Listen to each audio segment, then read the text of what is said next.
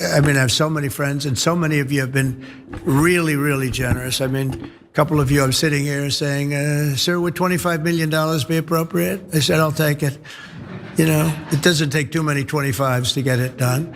But a lot of you have been really fantastic. Ike, thank you very much. You were great. If somebody hands you 25 million or more, you'd say thank you.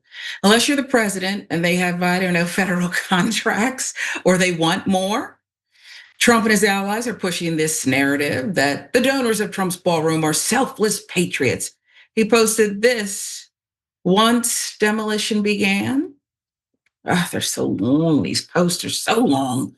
I'm pleased to announce that ground has been broken on the White House grounds to build the new, big, beautiful White House ballroom, completely separate from the White House itself. The East Wing is being fully modernized as part of this process and will be more beautiful than ever when it is complete. For more than 150 years, every president has dreamt about having a ballroom at the White House to accommodate people for grand parties, state visits, etc. Okay, I'm not gonna read the rest, and I'm gonna tell you why.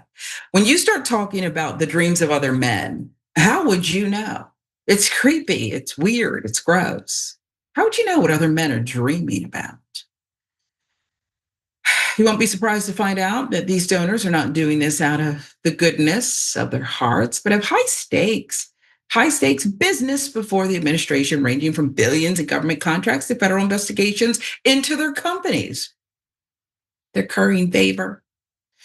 More than half of the companies that donated are facing or have recently faced federal enforcement actions tied to alleged wrongdoing that includes engaging in unfair labor practices, deceiving consumers, and harming the environment. The analysis focused on 36 corporate and individual donors the Trump administration has disclosed, plus 3 more that have since been publicly identified. Found the group has received $279 billion in government contracts over the past 5 years. They spent $1.6 billion in political contributions, lobbying fees during that time.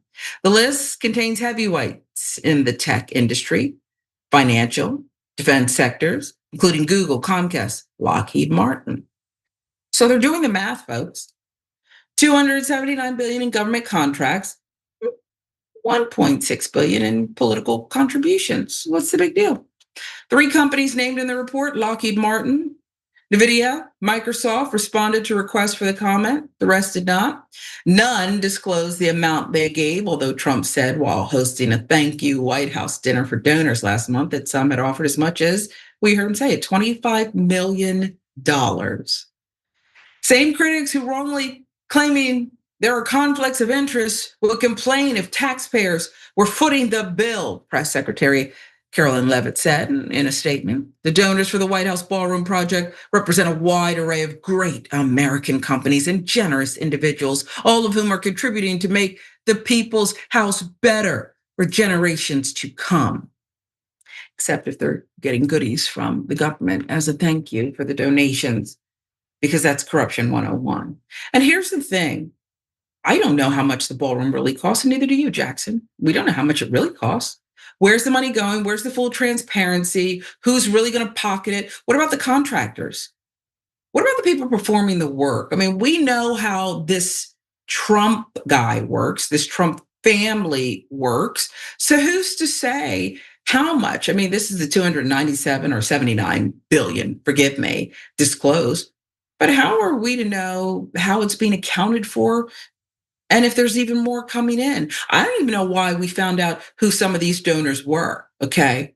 I suspect it's tied to leverage, further leverage, I should say.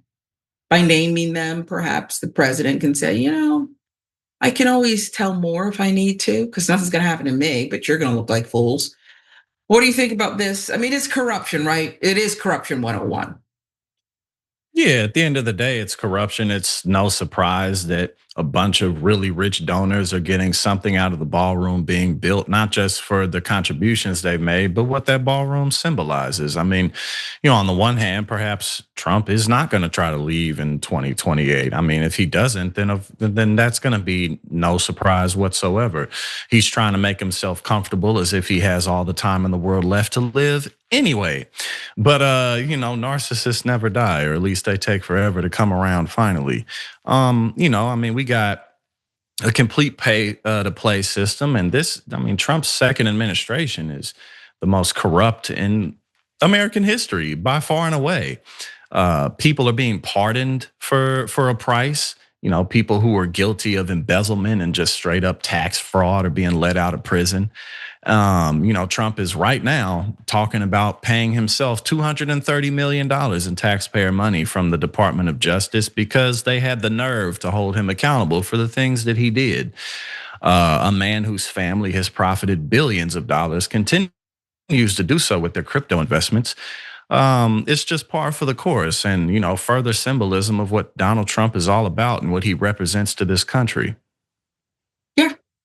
And you're worried about the New York Attorney General, the Black woman, something about her niece and a house. And did she enrich herself a few $1,000s, which the evidence doesn't even support? Or Comey, who nobody likes anyway, but I mean, the guy's pretty straight arrow.